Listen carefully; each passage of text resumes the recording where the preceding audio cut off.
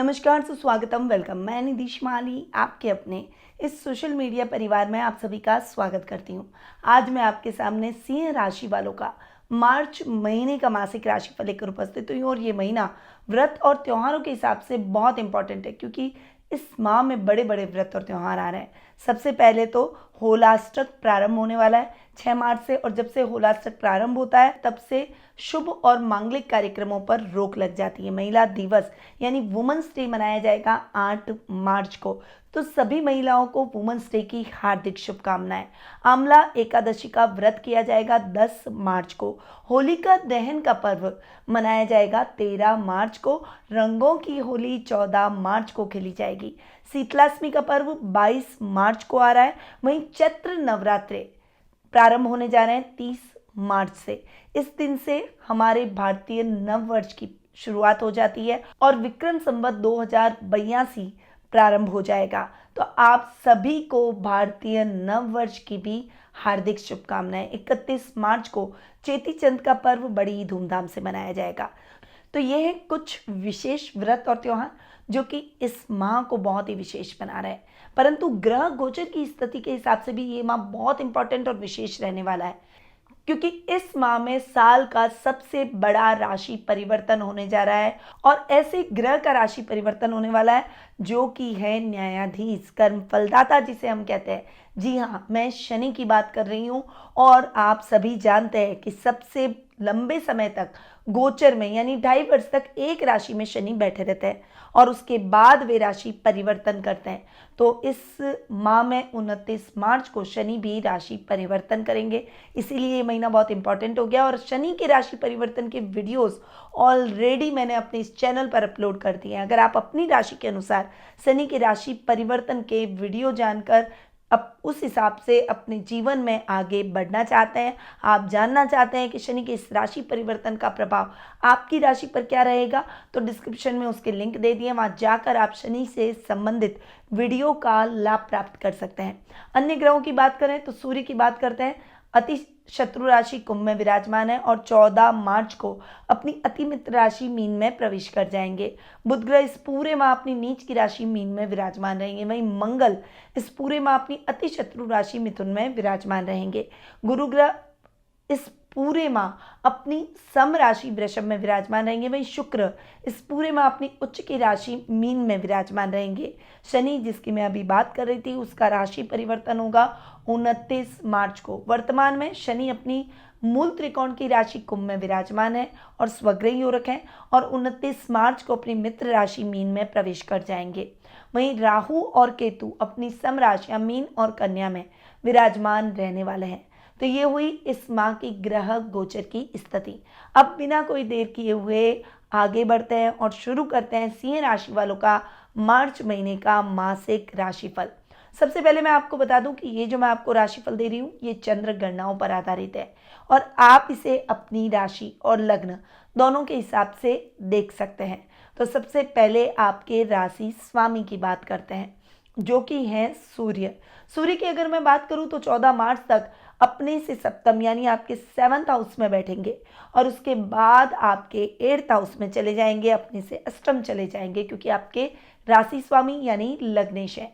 लग्नेश का अपने ही घर को 14 मार्च तक देखना बहुत अच्छा आपके जीवन में आ रही समस्याओं को दूर करेगा, आपके तेज को बढ़ाएगा, आपके पॉजिटिव इफेक्ट को बढ़ाएगा। अगर आप गवर्नमेंट जॉब में हैं तो इस समय आपको अपनी जॉब से रिलेटेड कुछ शुभ समाचार जरूर मिलेंगे, अधिकारी आपकी प्रशंसा करेंगे। वहीं गवर्नमेंट में अटके हुए काम भी आपकी द्रुत गति से संपन्न होंगे, सामाजिक मान सम्मान में बढ़ोतरी होगी और आपके जीवन में आ रही दिक्कतें सूर्य की कृपा से खत्म हो जाएगी। वहीं 14 मार्च को जैसे ही सूर्य आपके अष्टम भाव में जाएंगे, अष्टम भाव के लिए बहुत ही अच्छा है। सूर्य चूंकि क्रूर ग्रह है और अष्टम भाव में जाएंगे तो अष्टम भाव को तो पॉजिटिव करेंगे, उसके रिजल्ट मैं आपको बाद में बताऊंगी। परंतु राशि स्वामी के हिसाब से थोड़ा सा कुछ पेच अड़ सकते हैं, यानी कुछ दिक्कतें आपकी लाइफ में आ सकती है। इस समय अपने कॉन्फिडेंस को बनाए रखें, पर आपको ये भी कहूंगी कि आप कॉन्फिडेंट रहें, ओवर कॉन्फिडेंट नहीं होना है। अगर आप ओवर कॉन्फिडेंट हुए तो आपको बहुत नुकसान की स्थितियाँ देखने को मिल सकती है। उस मामले में आपको सावधानी रखनी होगी। बहुत ज़्यादा जल्दबाजी में और ओवर कॉन्फिडेंस में कोई भी गलत निर्णय भी आपको नहीं लेना है। घर के बड़ों का सम्मान रखें और घर के बड़ों से सलाह लेकर कोई भी बड़ा निर्णय लें। ये हुई आपके राशि स्वामी की बात। अब आते हैं आपके सेकंड हाउस पर और आपके 11th हाउस पर। आपके सेकंड और 11th हाउस के लॉर्ड है बुध। यहाँ पर बुध की स्थिति पर अगर मैं आऊं तो बुध आपके अष्टम भाव में नीच के हो रहे हैं। अब अष्टम भाव में बुध का नीच का होना आपके लिए नेगेटिव भी हो सकता है, पर बुध चूंकि उच्च के शुक्र के साथ बैठे तो नीच भंग योग बन गया। राजयोग नहीं कहूंगी क्योंकि ये अष्टम भाव में बढ़ रहा है, परंतु यहाँ पर बुध के रिजल्ट आपको थोड़े से बेटर मिलते हुए दिखाई देंगे। नेगेटिव नहीं मिलेंगे, पर बहुत ज़्यादा वाव रिजल्ट भी नहीं मिलेंगे। यानी आप बहुत बैलेंस चलेंगे, सामान्य तरीके से अपने कार्यों को करते चले जाइए। किसी से भी आपको बहस नहीं करनी है। इस समय अकाउंटिंग, फाइनेंस, बैंकिंग सेक्टर से जुड़े हुए कामों को थोड़ी सी प्राथमिकता दें और उसे प्रायोरिटी से करने का प्रयास करें। कुटुंब में मान सम्मान रहेगा, रिश्तेदारों में आपकी पकड़ बढ़ेगी। इस समय घर में मांगलिक कार्यक्रम भी हो सकते हैं। लाभ की स्थितियां नॉर्मल रहेगी। इस समय आपको आपके मित्रों का सपोर्ट जरूर देखने को मिलेगा। आपके मान सम्मान में बढ़ोतरी होगी। अगर किसी इम्पॉर्टेंट काम के लिए आपको लोन लेना पड़े तो थोड़ा सा आपको शांति से, धैर्य से आपको आगे बढ़ना है। बहुत ज़्यादा बड़ी ईएमआई में फंसने की आवश्यकता नहीं है। रिस्की कामों में हाथ डालने के टाइम पे थोड़ा सा सावधान रहें। इस समय आपको बड़े भाई बहनों का भी सपोर्ट मिलेगा। हो सकता है तो पारिवारिक सपोर्ट से आगे बढ़ें और अपने काम को आगे बढ़ाएं। तो ये है बुध के रिजल्ट। अब आते हैं आपके थर्ड और आपके 10th हाउस पर। आपके थर्ड और 10th हाउस के लॉर्ड है शुक्र, जो कि उच्च के होकर अष्टम में बैठे हैं। शुक्र जब उच्च के होते हैं तो वो व्यक्ति को थोड़ा सा आलसी बना देते हैं, लेजी बना देते हैं। तो यहाँ पर आपको आलस्य को त्यागना होगा क्योंकि कर्मेश है शुक्र। और अगर आप आलसी हुए तो कामों को क्या करेंगे, आप टालेंगे और केवल इच्छाओं को पूरा करेंगे। मौज, शौक, मनोरंजन में आपका ध्यान अधिक रहेगा, परंतु आपको ऐसा नहीं करना है। ये आपके व्यक्तित्व में आएगा ही। शुक्र के इफेक्ट से आप बच नहीं सकते, परंतु आपको अपने आप को स्टेबल रखना है। मन में एक बात दिमाग में और मन में डाल देनी है कि पहले मैं अपना काम पूरा करूंगा या करूंगी, उसके बाद ही कुछ और आप करेंगे। अगर आप ये मन में अपने दृढ़ संकल्प कर लेंगे तो आलस्य कितना भी आप पर हावी होने का प्रयास करें वो नहीं हो सकेगा, क्योंकि व्यक्ति के कर्म पर हर चीज डिपेंड करती है और ग्रह भी अपना इफेक्ट कम कर देते हैं यदि आप कर्म सही तरीके से करेंगे तो। इसीलिए अपने कर्मों को डेडिकेशन से, ईमानदारी से करते चले जाइए। किसी भी काम में लापरवाही बिल्कुल भी मत कीजिए।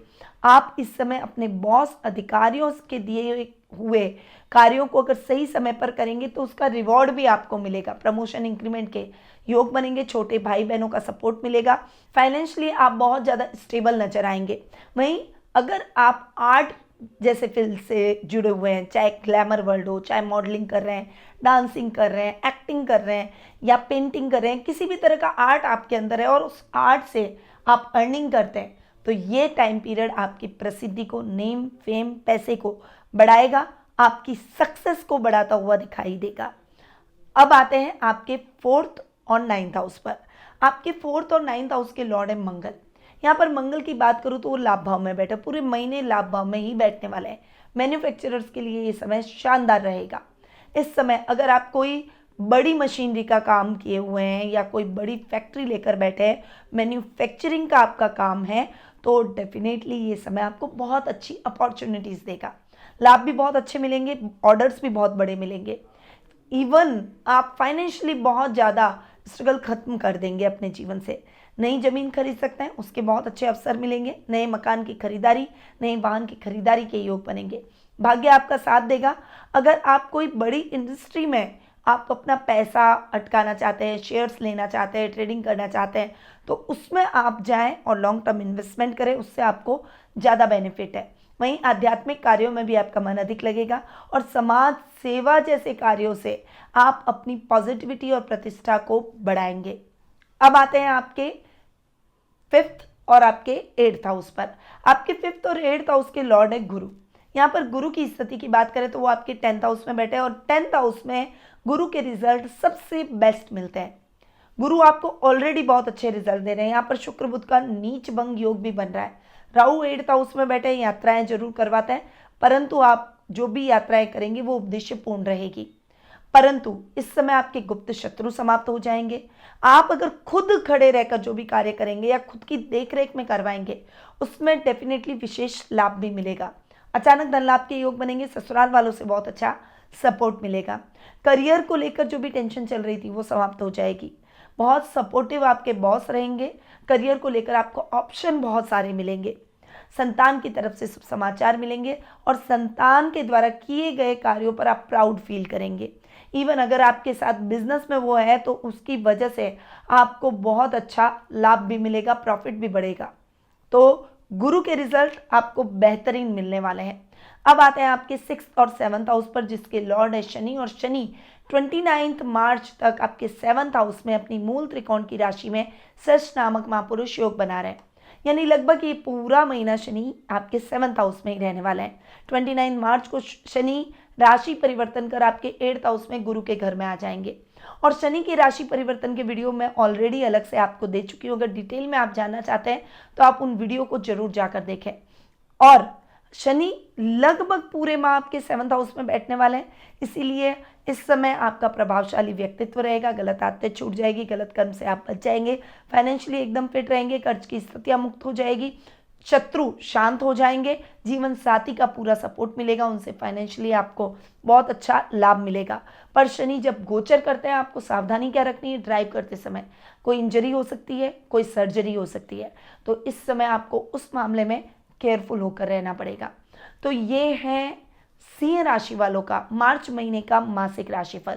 अब आते हैं कुछ विशेष उपायों पर। महीना व्रत और त्योहारों का है और कुछ कॉमन उपाय भी मैं आपको बताऊंगी। तो होलिका दहन के दिन परिवार के सभी सदस्यों के पैर के अंगूठे से लेकर हाथ को सिर से ऊपर पूरा ऊंचा करके कच्चा सूत नापकर होलिका की अग्नि में डाल दें। इससे घर की जितनी भी नेगेटिविटी है, आपके पारिवारिक सदस्यों पर लगी नजर है, वो उतर जाएगी और बहुत पॉजिटिविटी के साथ आप आगे बढ़ेंगे। शिवलिंग पर चंदन और बबूत आपको मंडे टू मंडे लगानी है और रोजाना लगाएं तो बहुत अच्छा। भगवान विष्णु की पूजा के बाद घी का दीपक जलाकर उनकी स्तुति जरूर आपको गुरुवार के से गुरुवार करनी चाहिए। तो ये कुछ उपाय हैं जो कि आपको इस महीने करने हैं। पर यदि आप अपनी पर्सनल जन्म पत्रिका दिखाकर अपने ग्रह गोचर की स्थिति जानकर, अपनी जन्म कुंडली में ग्रहों की स्थिति जानकर, शुभ अशुभ योगों के बारे में जानकर आपने आज की समस्याओं के हल प्राप्त कर सही रेमेडीज से अपने भविष्य को संवारना चाहते हैं तो आप टेलीफोनिक अपॉइंटमेंट और पर्सनल मीट के माध्यम से मुझसे जुड़ सकते हैं। अधिक जानकारी के लिए स्क्रीन पे जो नंबर दे रखे हैं वहाँ आप कॉल या फिर व्हाट्सएप करके आज ही संपर्क कर सकते हैं।